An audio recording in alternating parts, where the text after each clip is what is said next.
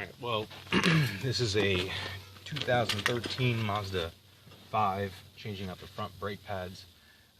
So I've lifted up the vehicle and I've taken off the tire. That's the only thing I've done so far. Here's the brake caliper. Brake pads are in here. These pads aren't too bad, but I'm probably not going to get another year out of them, and just to be safe, I'm going to swap them out this year while the weather is good. So get started on taking these out. Like I said, the vehicle is lifted, and I've taken the tire off. So next thing I'm going to do is remove two covers that are in the rear of the brake caliper that covers up the nuts. So you can see it's just these little plastic covers here. I'm going to pop these off and put them in a container so I don't lose them, along with the lug nuts. I'm going to then take off this spring kind of retainer. To do that, it's pretty simple actually. All you need is a screwdriver, and you just take off the retainer by putting a little bit of pressure right where these holes are. You'll see there's a spot here. You can pivot a screwdriver right in there and you can pop it out. I tried these a bunch of different ways and this was the best way. It comes right up.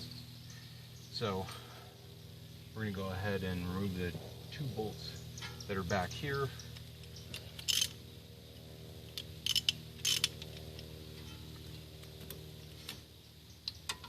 Now, just like any brake job, you'll want to make sure that you don't, after you remove the caliper, that you don't let it hang. You don't want the strain to be on the brake arms or on the brake lines, so you want to take those right off. You don't want to pull those off at all. Put any strain whatsoever on there. So take these out. Really be careful not to pull on them. I'm just gonna lay it on top of the rotor.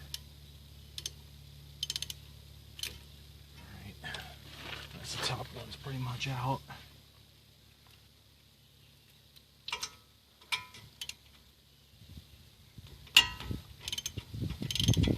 These aren't on there super tight, so just bear in mind that when you're putting them back in, that you don't want to break them off in there. So just make sure you tighten them down to the correct specifications. I should warn you, I didn't look at the manual at all. I didn't even look online at all. I just figured it out just from looking at the caliper, how it was made up. I've done enough brake jobs to feel pretty comfortable with that, but I don't actually suggest that. I think it's far better to take a few minutes and look it up. If you don't feel comfortable doing brake jobs at all, then have someone else do it or pay somebody else.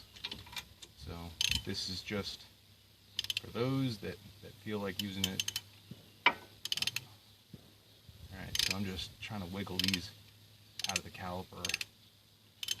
Give enough.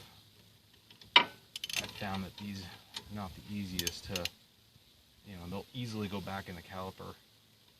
So you'll want to, I kind of just try to wiggle them out a little bit.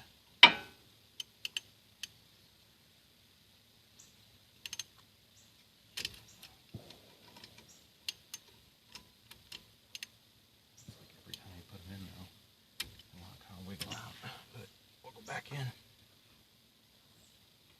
These should, theoretically, if you got them out enough, they should pop off.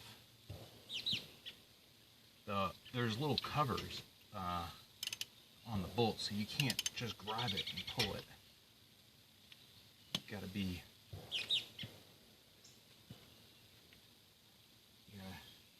You gotta kind of, like I said, you gotta just wiggle them out on your own. It doesn't take much as long as they're well lubricated. I like to give a little push just to get that caliper a little bit loose so you can pull it off. I'm just trying to get a little bit off of it. Let's see if I can pull these screws back in a little bit further. There you go, that's one. There. take a screwdriver, you can pull them back out. Alright, here we go. Caliper's slowly wiggling out. You know, remember that when a brake is, you know, not being used, it's pretty darn close. And it's got a little bit of pressure on the rotor. Not much, but it's got a little bit. Enough to make this kind of a tough experience pulling it out. You gotta, you know, because you're just using your hands. I should put gloves on. Brake pads, brakes are notoriously dirty. I guess it's a sign of a good mechanic, though. Hands are dirty. There you go. Works better with the gloves off, or gloves on. Alright, so, like, I haven't put any pressure on that brake line. I'm gonna lift it up. See, now, they're in pretty good shape. Now, the way that these are constructed, they like to put the brake pad here has a little retainer in there that goes inside the caliper and this piston, so it actually sinks into the piston and you've got to pull it out. Not really a big deal, it's just that you're going to have to know which one goes onto that side and the other. Just like any caliper though, you're going to want to put your piston back in. Now you might be able to do this by hand. Sometimes, this is a single piston, it's got a lot of pressure on it, so I'm not going to do it by hand. I'm going to use a C-clamp to just kind of wiggle it in. Now what I found is that this particular caliper on this Mazda 5, that you can use a C-clamp and just start it off. You know, it's a pretty decent sized C-clamp that you need. Not super small, but not too big. Like I said though, be careful with that brake line. You don't want to have an issue with that brake line, because that would be a bad day. Alright, sinking in a little bit. When I got a little bit on there, what I like to do is to put it on the safe side and just, now you gotta be just kind of precariously positioned on this, so you just gotta watch it, make sure it's balanced okay. Doing this, and then what I like to do is put a little pressure on the opposite side, just so when you're pushing it in. You could do it with two calipers, two C-clamps if you wanted to, but it's probably unnecessary.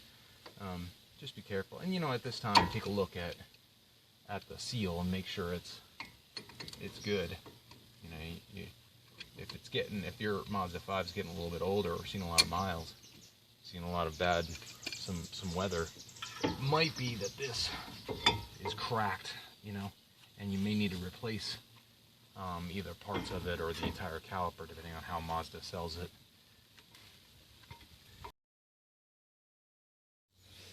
Alright, finishing up this job here. Put the new caliper, the new pad back in the caliper. And I found that the best way to do that is to just give it a good push. Just got to be straight up with it. And just give it a good push. And she should go in. It's not too good for her home.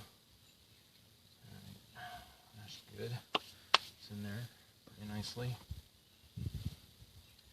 Now, I'm going to go ahead and put this one right in. And you can put some brake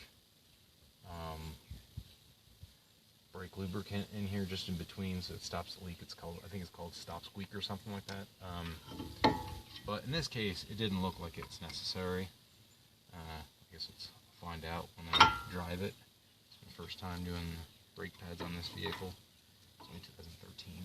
My wife drives like a old lady. Alright, this is kind of a different kind of feel. You got to just make sure it's fully seated in there, and it should sink in.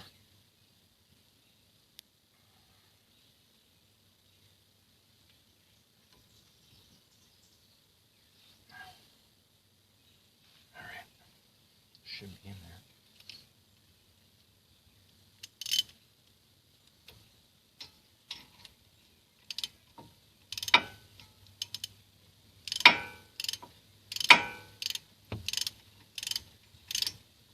shouldn't feel like you're cross-threading.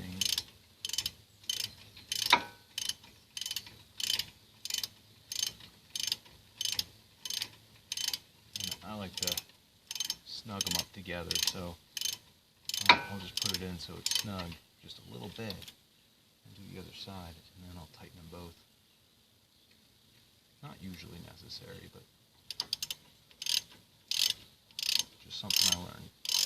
Tighten, tighten, tighten evenly. If I can help it, I'll do it.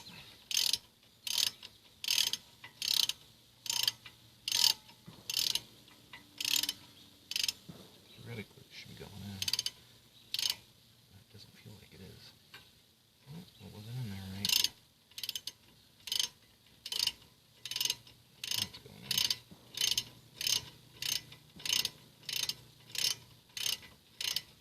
Shouldn't cross thread because it should be straight.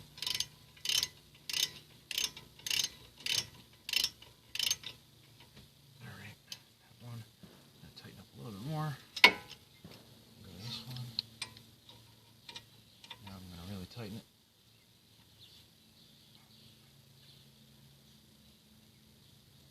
There you go. That's plenty good there.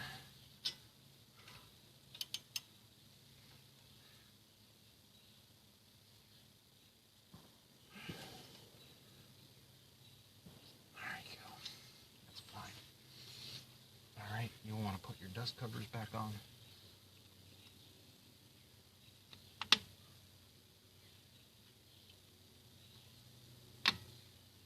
Retaining clip back on.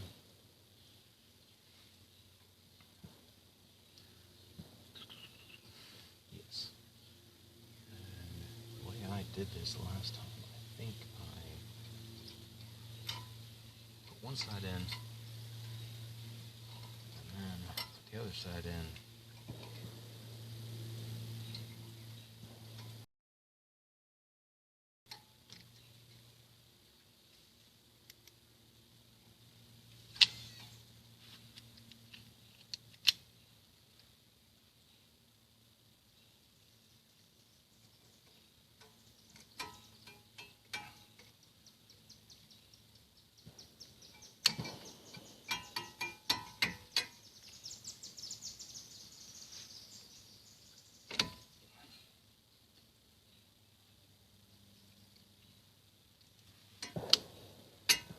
That's how you put a return clip in. That's as easy as that.